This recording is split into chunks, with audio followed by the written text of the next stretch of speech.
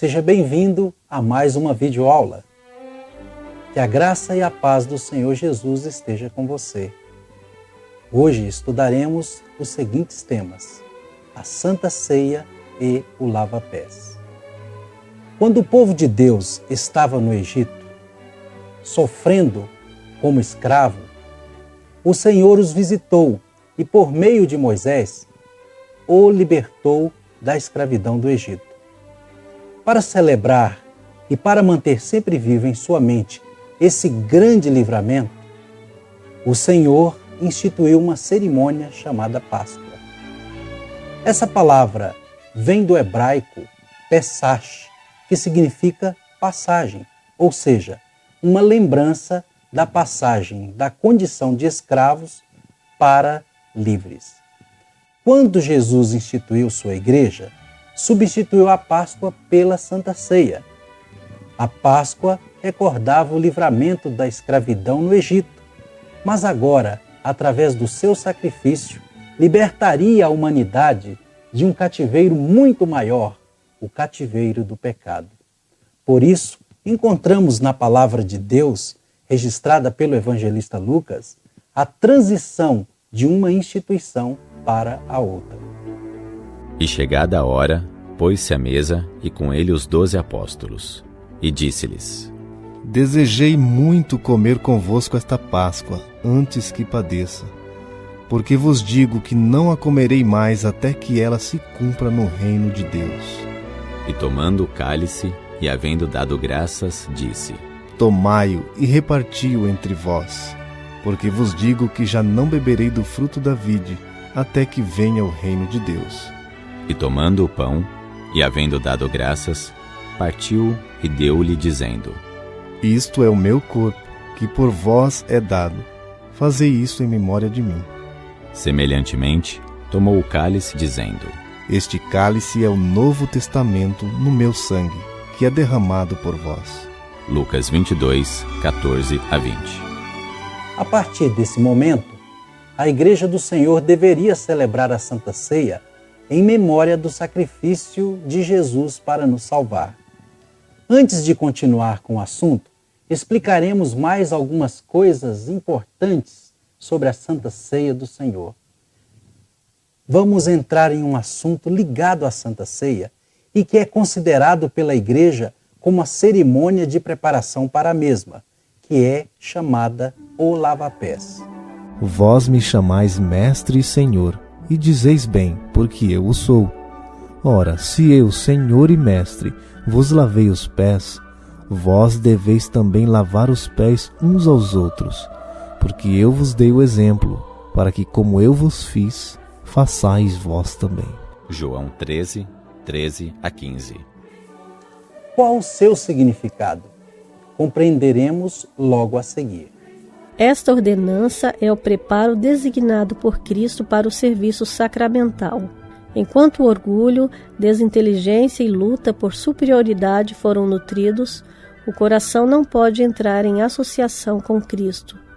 Não estamos preparados para receber a comunhão de seu corpo e de seu sangue.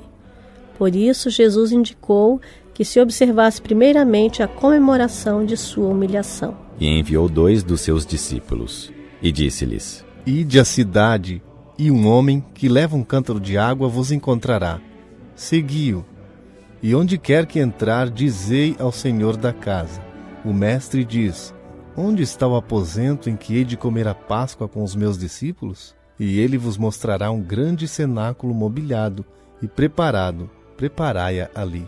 Marcos 14, 13 a 15. Dentre os preparativos, havia bacias, água e toalhas, como veremos a seguir.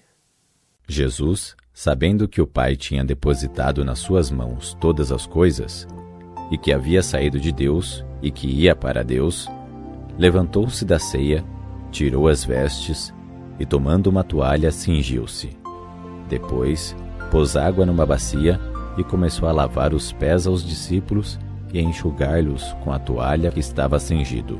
João 13, 3 a 5. Por que Jesus tomou a iniciativa de lavar os pés dos discípulos? Numa festa era costume que um servo lavasse os pés aos hóspedes. O jarro, a bacia e a toalha ali estavam, prontos para a lavagem dos pés.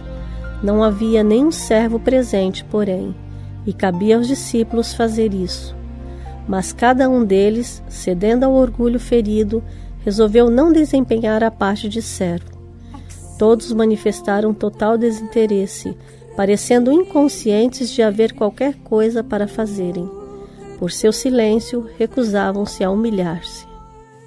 Esse foi o motivo secundário. Havia um motivo maior. Os discípulos não fizeram nenhum gesto no sentido de se servirem uns aos outros. Jesus esperou por algum tempo a ver o que fariam. Então ele, o divino mestre, se ergueu da mesa. Pondo de lado a veste exterior, que lhe poderia estorvar os movimentos, tomou uma toalha e cingiu-se. Com surpreendido interesse, olhavam os discípulos, esperando em silêncio ver o que se ia seguir. Depois deitou água numa bacia e começou a lavar os pés aos discípulos e a enxugá-los com a toalha com que estava cingido. Esta ação abriu os olhos deles. Profunda vergonha e humilhação os possuiu. Entenderam a muda repreensão e viram-se a si mesmos sob um aspecto inteiramente novo. Na sua infinita sabedoria, quis Jesus, através do seu ato de humilhação, dar uma lição aos seus amados discípulos. Vós me chamais o Mestre e o Senhor, e dizeis bem, porque eu o sou. Ora, se eu, sendo o Senhor e o Mestre, vos lavei os pés, também vós deveis lavar os pés uns dos outros. João 13, 13 e 14. E o Mestre conseguiu atingir o seu objetivo. Assim exprimiu Cristo seu amor pelos discípulos. O espírito egoísta que os animava encheu-o de pesar, mas não entrou em discussão com eles a respeito do caso. Deu-lhes, em vez disso, um exemplo que nunca esqueceriam. Ali Jesus lhes deu um mandamento que deveriam obedecer por todo o tempo em que a graça durasse. Se sabeis essas coisas, bem-aventurados sois se as fizerdes. João 13, 17. O espírito de profecia confirma essa ordem de Cristo. Nestas palavras, Cristo não somente estava ordenando a prática da hospitalidade. Queria significar mais do que a lavagem dos pés dos hóspedes para tirar-lhes o pó dos caminhos. Cristo estava aí instituindo um culto. Pelo ato de Nosso Senhor, esta cerimônia humilhante tornou-se uma ordenança consagrada. Esse mandamento não só deveria ser realizado até a volta de Cristo, como também deveria ser um dos distintivos que identificaria a igreja verdadeira. Foi então que a sinagoga de Satanás conheceu que Deus nos havia amado, que lavávamos os pés uns aos outros e saudávamos os irmãos com ósculo santo, e adoraram a nossos pés. Para participar da ceia do Senhor, é preciso fazer uma preparação espiritual. Por isso, aquele que comer o pão ou beber o cálice do Senhor indignamente, será réu do corpo e do sangue do Senhor. Examine-se, pois, o homem a si mesmo, e assim coma do pão e beba do cálice. Pois quem come e bebe sem discernir o corpo, come e bebe juízo para si. 1 Coríntios 11, 27 a 29. Uma vez realizado o rito do lava-pés, os crentes estão preparados para participar dos símbolos que nos relembram o sacrifício de amor feito em nosso favor. Vamos considerar alguns aspectos relativos à Santa Ceia. Esta noite se observará o Senhor, porque nela os tirou da terra do Egito. Esta é a noite do Senhor, que devem todos os filhos de Israel comemorar nas suas gerações. Disse mais o Senhor a Moisés e a Arão: Esta é a ordenança da Páscoa. Nenhum estrangeiro comerá dela.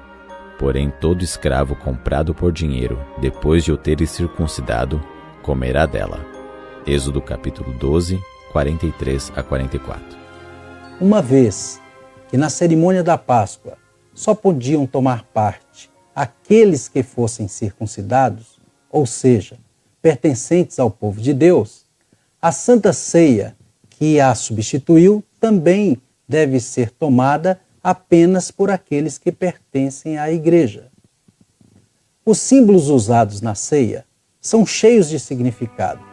Simbolizam a morte de Jesus. O pão deveria simbolizar o seu corpo que foi crucificado, e o vinho, suco de uva não alcoólico, indica o seu precioso sangue derramado para pagar a nossa dívida de morte.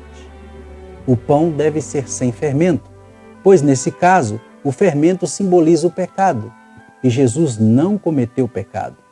O vinho, pelo mesmo motivo, não poderia sofrer processo de fermentação alcoólica.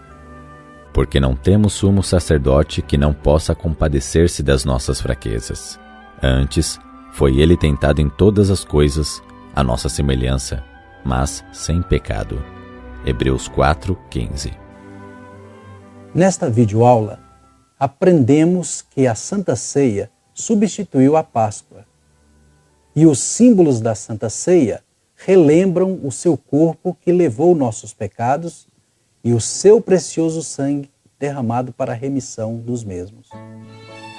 Através dessa cerimônia, recordamos o quanto Jesus nos ama. Esse sacrifício foi também por você. Por isso desejamos que você aceite esse amor e se una à Igreja do Senhor. Participe da Santa Ceia, testemunhando assim do seu resgate na cruz do Calvário. Que Deus te abençoe e o conserve em paz até a nossa próxima videoaula. Amém. Como irmãos nós reunidos para a ceia do Senhor, nos achamos influídos por seu divino